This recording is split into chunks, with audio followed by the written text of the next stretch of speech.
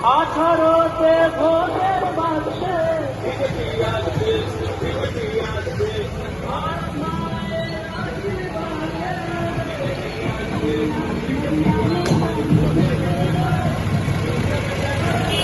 জনবিশ্বাস যাত্রার সূচনা করতে একদিনের রাজ্য সফরে এসেছেন কেন্দ্রীয় স্বরাষ্ট্রমন্ত্রী অমিত শাহ।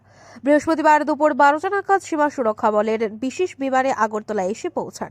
আগরতলা এমবিবি বিমানবন্দরে পুষ্পস্তবক তুলে দিয়ে এবং উত্তরীয় পরিয়ে অভ্যর্থনা জানান মুখ্যমন্ত্রী ডক্টর মানিক সাহা, উপমুখ্যমন্ত্রী জিষ্ণু দেববর্মা, কেন্দ্রীয় প্রতিমন্ত্রী প্রতিমা ভৌমিক, প্রদেশ বিজেপি সভাপতি রাজীব ভট্টাচার্য সহ অন্যান্য নেতৃবৃন্দ।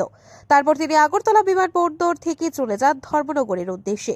সেখানে রথযাত্রার উদ্বোধনের পর জনসভায় অংশগ্রহণ করবেন।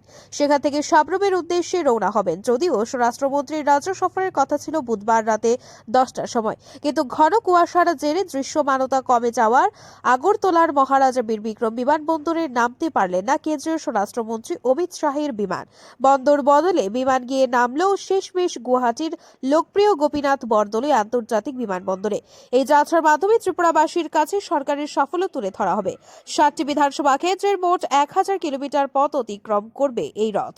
সাবরুমের রথযাত্রার সূচনা করে আগরতলায় ফিরে যাবেন স্বরাষ্ট্রমন্ত্রী। এদিন বিকেলেই তিনি দিল্লির উদ্দেশ্যে রওনা দেবেন।